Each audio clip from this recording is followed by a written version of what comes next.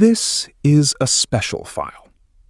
It has no number, because you're still living inside it. 10 years ago, this country tried this exact process once before, under almost the same name. The process, in its own architect's words, became 2 different texts within 3 weeks. Months later, the same mouth produced one more word: refrigerator. Now, the same process is happening again, under a new name. The file is open. We'll show this in 3 steps. First, I'll tell you about 2 countries you've probably never thought about. Both turned an armed group into a political party. Both documented, both closed cases. Then we'll build a test. 3 questions, no side taken. And then we'll apply that test to the claim I opened with dates. That claim isn't empty. On March 22, 2015, just 3 weeks after a historic peace announcement at Dolmabahce Palace, the process's top figure stood in front of cameras and said, one text wasn't read, 2 texts were read. He claimed the text his own government read and the text the other side read weren't the same. A word is sometimes more than just a word. According to psychologist Albert Bandura, giving a new name to an act is one of 8 ways people bypass their own conscience. His own example? Calling civilian deaths collateral damage. Same death, different feeling. But there's a trap here. Linguist Steven Pinker calls it the euphemism treadmill. A new word doesn't stay clean forever. If the reality underneath hasn't changed, the new word gets stained the same way the old one did. Pinker's own line? Concepts run the show, not words. That gives us a 3-question test. 1. Is there a verifiable, irreversible step, or did only the rhetoric change? 2. Is the new word used consistently everywhere, or does it slide back to the old one in some places? 3. What do the people who used the old word say today? Now, let's run this test, cold, on 2 foreign cases. In 2016, Colombia ended a 52-year war with a peace agreement signed with FARC. Those who complied with the agreement were no longer terrorists. The political party that formed kept the old acronym at first.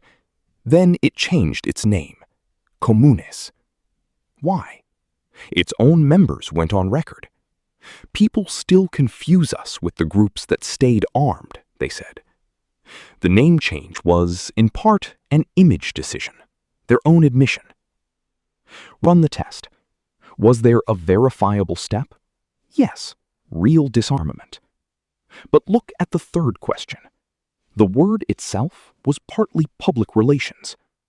Not a clean case. The test shows you that. In 2011, the Basque group ETA declared a ceasefire. In 2018, it dissolved completely. So, did Spain's official language change? No. Even after the organization ceased to exist, Spain kept saying, "We will continue to hunt down the terrorists." Run the test. Did reality change? Yes. Did the word change? No. 2 tests, 2 different outcomes. We're warmed up now. Let's go home. Now I'm keeping the promise I made at the opening. This country had to run this test before, 10 years ago, under nearly the same family of words. And that test was somewhere in the middle, wrecked by the process's own architect, from his own podium. Let's look at the dates. December 28, 2012. Erdogan announced on state TV that talks were underway on İmralı Island. March 21, 2013. In Diyarbakir, at Neyroz, a letter from Öcalan was read aloud. The words of the era: resolution process, peace process, democratic opening, April 25, 2013. The PKK announced it would withdraw its armed forces to northern Iraq. February 28, 2015. At Dolmabahce Palace, Öcalan's call for a disarmament congress was read. The process's highest, most visible moment. March 22, 2015. Just 3 weeks later, Erdogan to reporters on a flight back from Ukraine. One text wasn't read.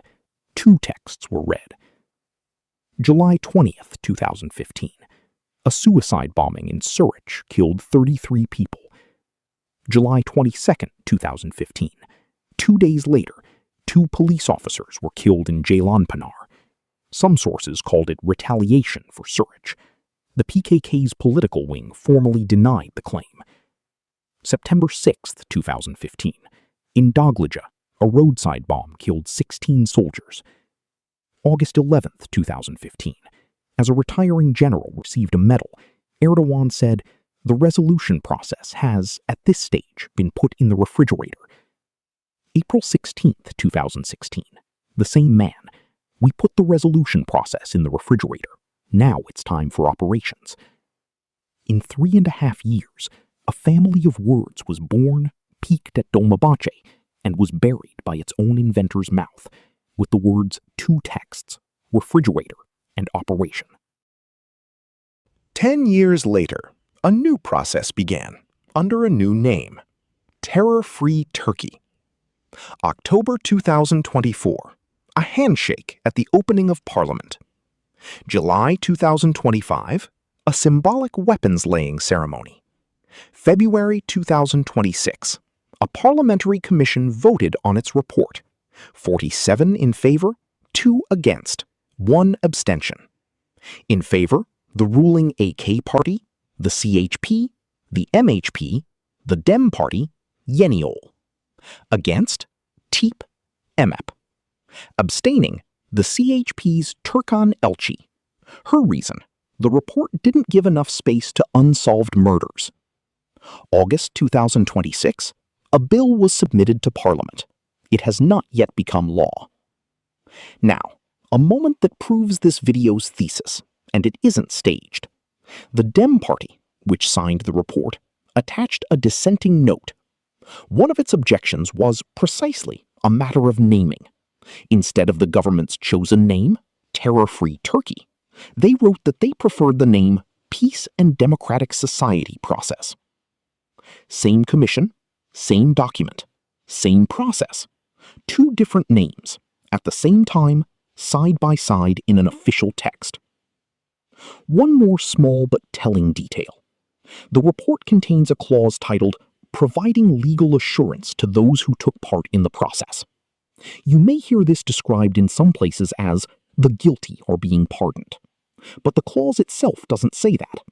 It concerns legal protection for officials involved in the process, for their work in that role. That distinction is itself this video's subject. The same clause, in 2 different words, can sound like 2 different things.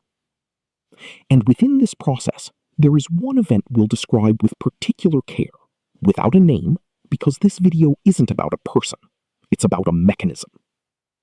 December 25th, 1991, Istanbul.